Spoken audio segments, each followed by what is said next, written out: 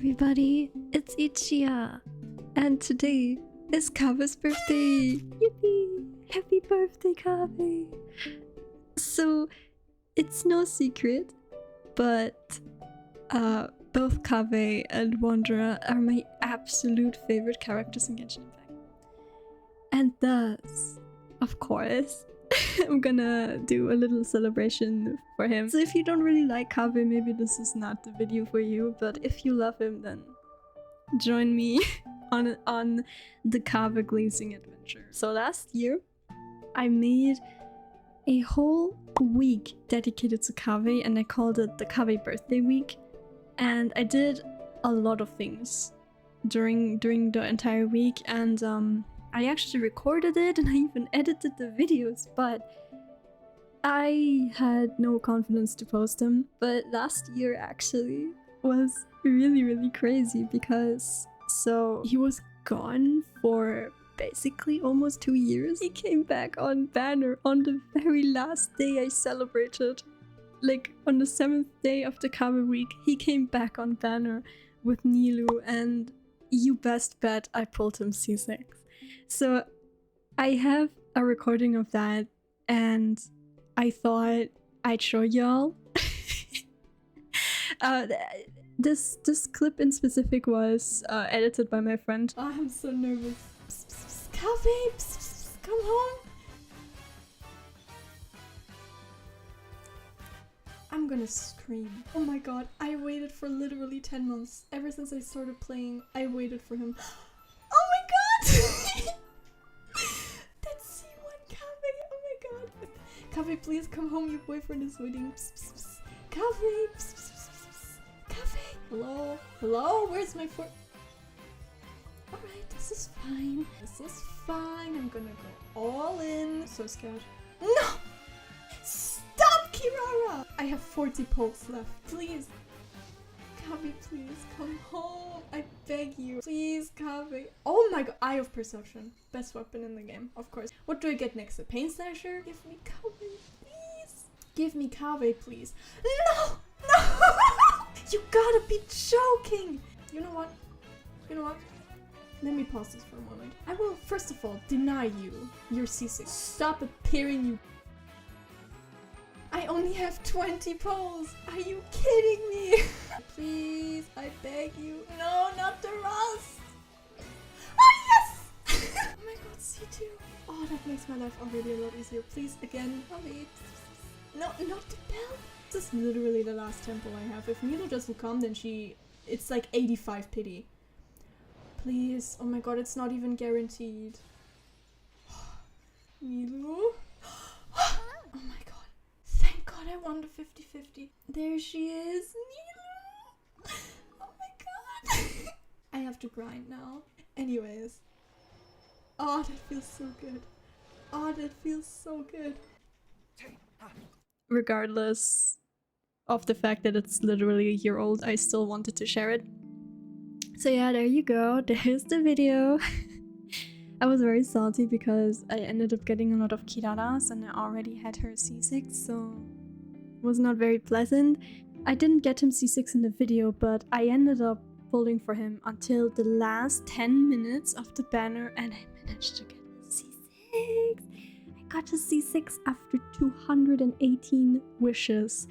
Yes, it took me 218 wishes to get from a C0 Kaveh to a C6 Kaveh. But without further ado, it's Kaveh's birthday, oh my god. And I haven't read his birthday letter yet, I was waiting. Let's read it together. You wouldn't believe me if I told you, but here it goes. Someone was so lazy to give actual recommendations to a vendor on Treasure Street that they recommended me instead. Can you believe the nerve? Long story short, the shopkeeper was getting desperate for ways to attract new customers, so he suggested a desert tower challenge.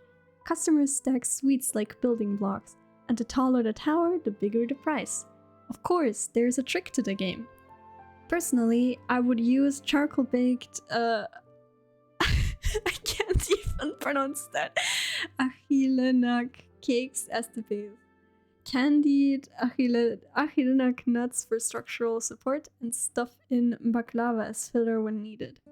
I've tested the structure and of course, it's very sturdy. First place in the challenge gets free desserts. If you want to try, I'd say go for it. Of course, it's fine if you don't.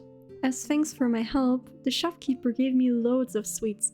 I set aside some for you and Paimon. I recommend that you enjoy them with a side of a lovely coffee.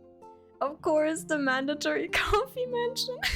It's such a cool idea. Like literally, he's so creative. I can't believe this, man. He's so creative. Oh my god, and we got so much food.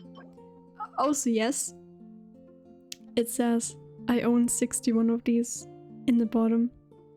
I'm on a quest to get 2,000 of Kaveh's specialty dish. In case you didn't know, the base dish is called Fateh. It's, I think, a 3-star dish and it revives characters. So yeah, if you want to cook Kaveh's specialty, it's called Fateh. Before I actually continue on with the Kaveh birthday week, of course I have to show you his birthday art. So this is Kaveh's birthday art. It's, once again, it's very, very pretty. Guys, he really is a Disney princess. I really love him. He's so precious and he gets happier in every single birthday art. Like if we look at past birthday arts, usually he was either drinking or he seemed really stressed, but last year's birthday art he was outside and still working, like he was planning architectural stuff. But this year he's actually distracted. He's doing something else other than working. He's sitting and enjoying his time with the arts and music and stuff. Just look at him. Just look at him. Anyway, my precious bean. So for today, what did I plan for today? I also want to showcase my favorite Kaveh teams. Now keep in mind, I'm not a crazy meta player. I literally play characters that I love together. I play Kaveh literally every day. It says in my bio that I'm a Wanderer and Kaveh main, and that is not a lie. Every single piece of resource I get, I put either into Kaveh or into Wanderer. Let me show you my Kaveh build before we go. So I have many builds for Kaveh, right? As a true Kaveh main would. Yeah, it goes without saying that, well, I play him in many teams. This is my standard Kaveh build that I tried to make as balanced as I could between elemental mastery, energy recharge and attack. It was very difficult to build him this way. So he has 1.9k attack, 72 crit rate, 131 crit damage, 184 energy recharge, Dendro damage bonus of course, and 192 EM. I'll get into why the EM is so low for him later. Don't you worry, there are ways in game to buff the elemental mastery stats, so he's completely fine on that regard. It is very difficult to build him attack, crit, energy recharge, and dendro damage bonus, because unlike 5 stars, he doesn't get any useful stats while ascending, and he has low base stats, and even worse, he has an 80 costs burst. So there's that, and he doesn't really produce that many energy particles for himself. So yeah. I gave him the Wolf's Gravestone for the attack, because if you want him to be a DPS, like an on-field DPS who does big dendro damage numbers, he needs attack. I play him on 4-piece Gilded, but I do have a Teapot user in the team. It's Kaya actually. He's not. Kaya is currently not on the correct set because I used him for Stygian Onslaught. I'm gonna go into my teams in a little bit, but keep in mind there's always one Teapot user on the team. I never use Kaveh without another Teapot user. Let's have a Teapot set of his own. He shares it with Nahida, but usually this is Kaveh's set. It is a good Teapot set that I have for him, but my Gilded set is even better. I farmed a lot. So yeah, here are the pieces. That's the best artifact on my entire account. This is a pretty good feather. It has a lot of energy recharge, which, trust me, Kaveh needs a lot of energy recharge. He is not on an attack sense. He has very high attack, he has almost 2k attack, but he is not on an attack sense. He's on an energy recharge sense because, yet again, he desperately needs it. Kaveh has the best dendro damage bonus goblet on my account. I have Kinich, I'm aware, but I like Kaveh more, so Kaveh gets the better stuff. And he has a crit rate circlet, which has, it looks like it's bad, but actually the attack rolls came in clutch. They came in clutch. So yeah, basically I play Kaveh on 3 artifact sets. Gilded Dreams, Deepwood Memories, or Flower of Paradise Lost, depending on what team I use for him. Furthermore, I also built different weapons for him. So I pulled this weapon not only for Kinich, but also for Kaveh. I enjoy this weapon on him a lot. I enjoy Birthday Kaveh a lot. It's a very, very fun team. I also pulled this weapon for him back then. Specifically, I wanted this R1, so yeah. This is also, in my opinion, an underrated weapon for Kaveh because it gives him skill damage bonus, which is good, and a lot of energy recharge. Craft this for him as well. I didn't end up leveling it because the Wolf's Stone is just like, I either use Makaira or the Wolf's Stone. Usually there's like for a Bloom team I would usually use this, and for like my DPS Kaveh I will use this usually because it's just such a big stat stick, or this, like I said, depending on what team I play. And this is probably one of his better weapons, and I have it R5. I saved the billet so I could R5 this for him. I also like how this looks on him, and perhaps one day I will build it. He is, as I've mentioned, C6. Honestly, if I'm being honest with you, I barely noticed a difference to when he was C0. Like compared to his C6, like it's not that much of a difference. And of course, he's triple crowned. Do I need to say anything more? Now I'll go into the teams. I have a Kavehlou Bloom team. I would play him on Flower of Paradise Lost with the Makaira because he's the one creating most of the blooms most of the time. The other team I really like to play is one of my first teams, is a spread team with Kaveh, and yeah, I like to play Yaimiko here. I don't like Fischl and I won't build her, so yeah.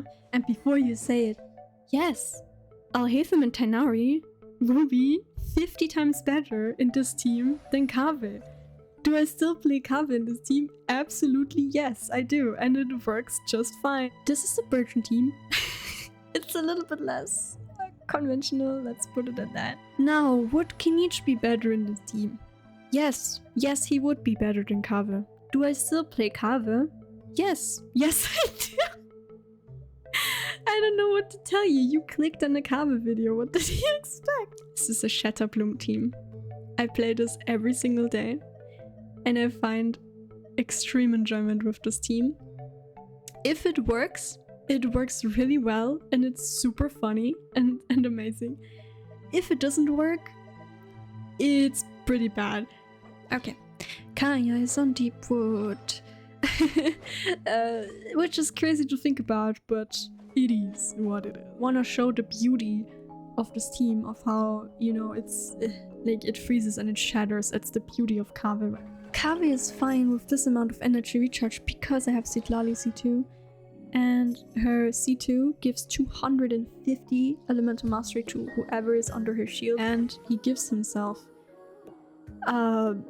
elemental mastery, like literally he gives himself 100 more elemental mastery, so he has 542 EM. The beauty of this team is that he's very unique. Like no other character could do this the way Kaveh does, because Shatter is an elemental mastery based reaction. You want literally a character with high EM.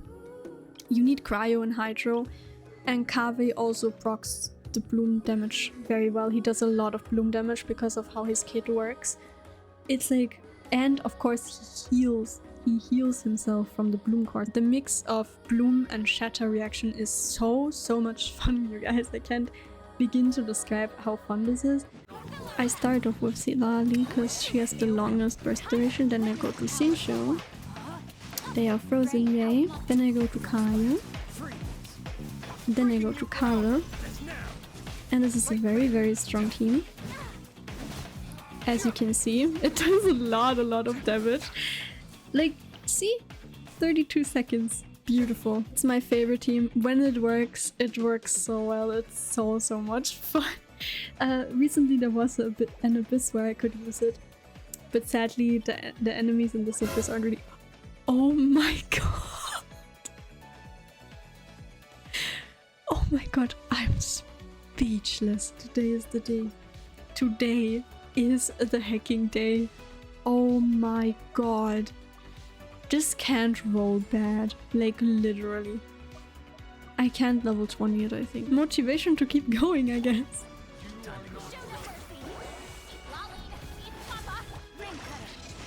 Alrighty. Yeah, so that's... I should probably show my other Kaveh teams, I forgot. Yeah, if I feed Kaya's energy into him, it's not that much of an issue.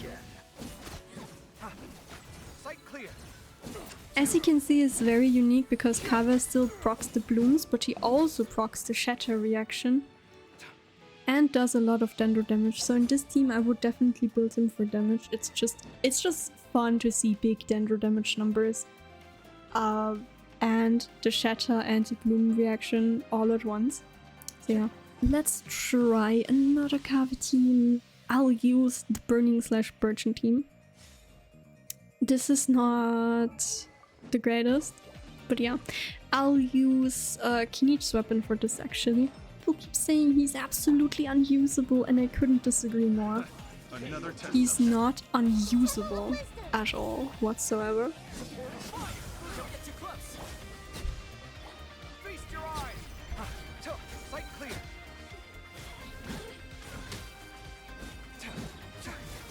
Okay. Like, yes, Kinich would be a lot better, but as you can see, it works just fine. This team works just fine. It clears very well. Kaveh works as a budget Kinich, as you can see. Just fine. He works just fine as a budget Kinich. We will call this Kinich at home, because it's very, very funny. As for now, let's just play spread Kaveh, because it's also a good team.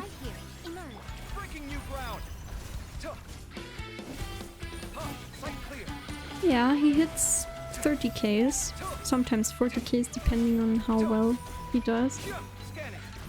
26K.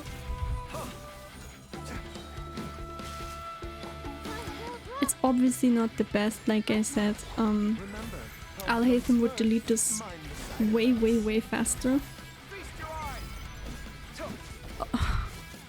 Alright. I didn't crit. I don't crit. Why don't I crit? That doesn't help me, Kaveh. I need to crit. 26K. So yeah, it's not the best, as you can see. He's not the best in spread, but he's still decent. I can show a Nilou Bloom team. My Nilou, right? She has 44k HP, but actually she's on a DPS build. She's not even on a Bloom build, right? Obviously, you want as much HP on Nilou as you can for a Bloom team. Like, in Abyss, I wouldn't play it like this, obviously, but for the sake of the showcase. Alright.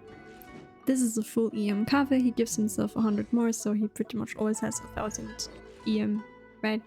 But still, I have him on an ER sense because holy heck, he needs energy recharge.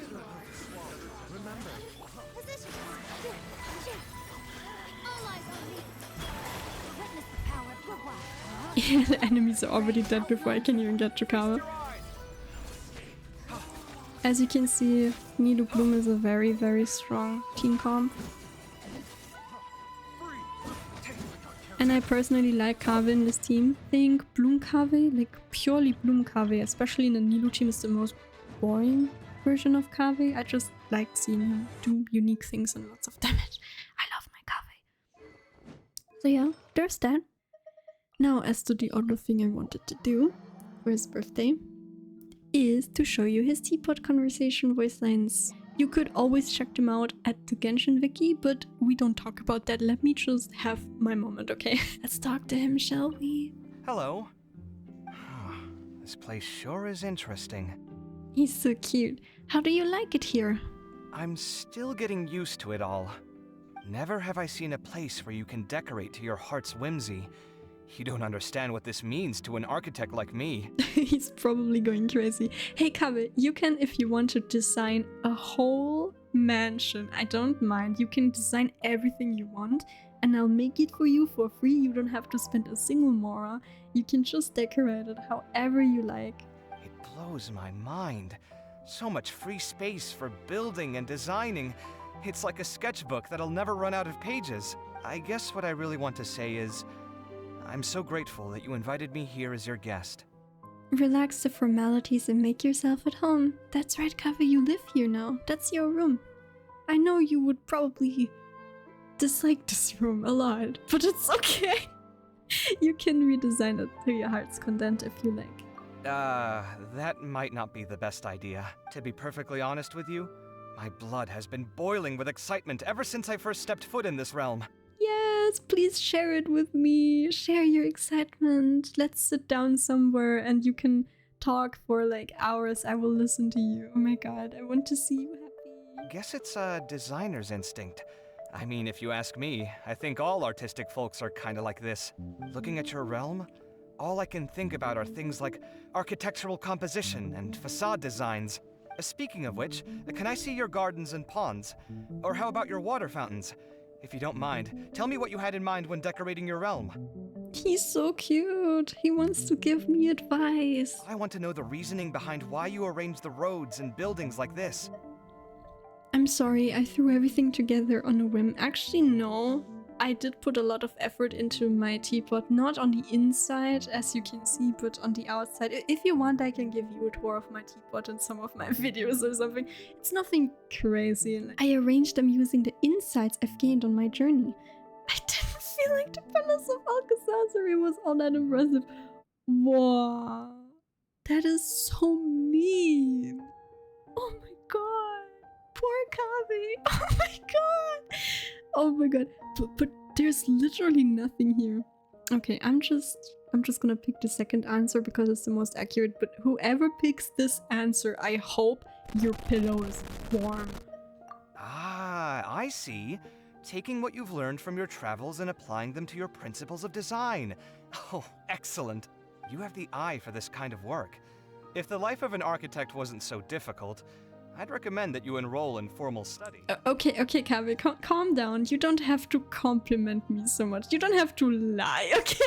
Like, this is not, like, this is not, I'm not made to be an architect student or an interior design student. Like, girl, nah. You're very sweet for being so kind to me, but you don't have to lie.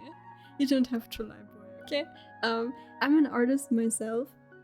If I can call myself that. I went to art school for 6 years of my life.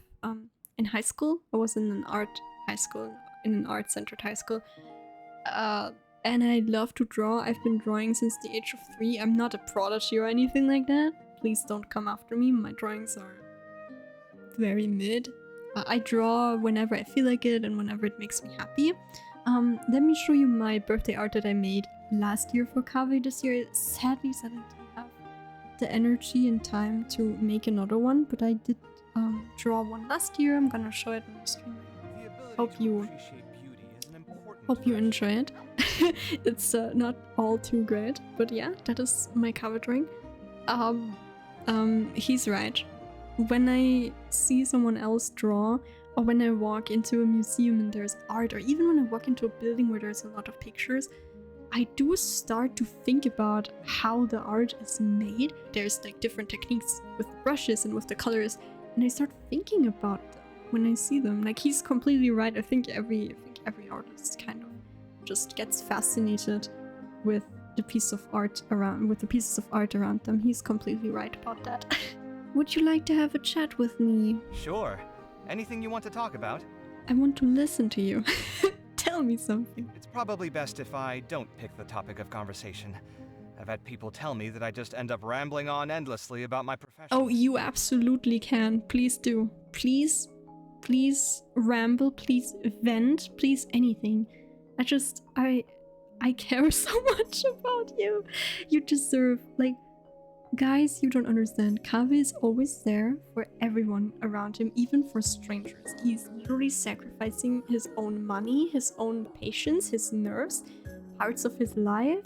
It's crazy. He's a people pleaser. Probably out of a fear of not being good enough, or just maybe it's his view on life. It's the way he doesn't want to have regrets in life or something. It's like he has a lot of pressure on himself to constantly be available for others and be the best version of himself. He deserves to be annoying. He deserves to be irritated. He deserves to just vent out his frustration sometimes. Like, he deserves it. He has so much on his shoulders. He deserves it. It's crazy. I feel so bad for him. I wish he could just let his guard down more and just talk more to people, you know? But I yap too much. Oh my god. You guys, if you start talking to me about Wonder or Kaveh, I will probably yap for literally 3 hours straight and not stop. It's crazy. Tell me about your life then. Tell me about what you like. Things I like. I recently bought a new coffee grinder. It's been great. It's so elaborately made, and most importantly, each component is perfectly in its place. It doesn't have any extra screws or parts, and it grinds beans quickly and silently. It was a great purchase. I left the house in a hurry today, so I didn't bring anything with me. I'll bring you some finely ground coffee next time. Already the last line of dialogue. I want to go to the most distant point from here. With such a fantastical realm, I want to know where its boundaries roughly lie. It's not every day you come across technology like this. If it could be replicated one day for architectural projects. Sumeru's buildings can be divided into several primary categories. Buildings in the rainforest are mostly wooden, while those in Sumeru City and Port Ormos are generally made of stone. You've been to Port Ormos, right? Its lighthouse is a paradigm of Sumeru's architecture. I was responsible for its last round of renovations. Yeah, and he also designed the bridge in Port Ormos, the one that connects the two city parts. It's so pretty. He's doing such good work for the people of Sumeru. Although we managed to renovate the building's weathered exterior, restoring the lighthouse's heavily eroded foundation was a massive struggle. There was only so much we could do. If only we had a place with a stable foundation and an unobstructed view. We could then experiment with builds to improve the lighthouse's structure. It sounds like you need this teapot much more than I do. Yeah, he does. He definitely does. In some ways, yes. But I'd never try to buy this place from you, even if I had the mora to do so.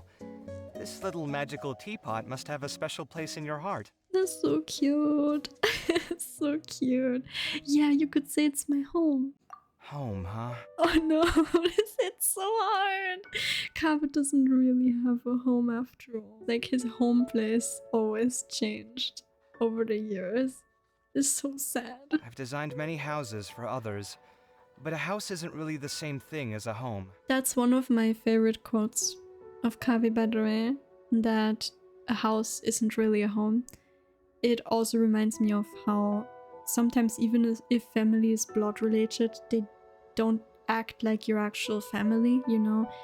I'm a firm believer of chosen family over blood relations, and this sentiment is also kind of similar. Like, yes, you can have a house to stay in, but for it to feel like a home, it has to have a special place in your heart where you feel safe and where you can retreat and where you love to stay, either by yourself or with other people. It doesn't really matter. I think it's different for everybody, right? Like, not everyone wants to have constantly a family around them. Some people prefer to live alone, which is also completely fine, by the way. But yeah, he's right. It's like not just any house can be a home. A home is a special place. A house can simply be a pile of wood on a plot of land, but a home cannot exist without inhabitants. The presence of people is what turns a house into a home. Yeah, that's a very extrovert answer.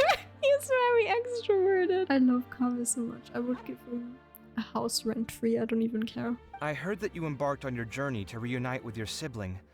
While I cannot completely relate to your situation, the yearning for loved ones is a universal feeling. Yeah, yeah, I called it. He really misses his mom. He really does. I pray that your dream soon comes true, that you find your brother and have him in your life again. Oh, thank you, Kaveh. Can we commission you when that time comes? Oh my god, that's the cutest thing you can say to him. Oh my goodness. Of course! When that day does come, I won't charge you any commission fees. I'm sure your happiness alone will be more than enough for me. He's literally such a sweetheart. But hey, Kaveh, I will absolutely pay you. There's no such thing as me letting you work for free, not when you already do that enough. Yeah, you guys, that is literally his Teapot Conversations. Oh wait, I forgot one more thing. Right, his Hangout. Of course, I played all of his Hangout endings. And I played them slowly. I really enjoyed them. And if you really like Kaveh, I really recommend you to play this. My favorite ending is this one. This is also the first one that I got. It made me cry when I first played it.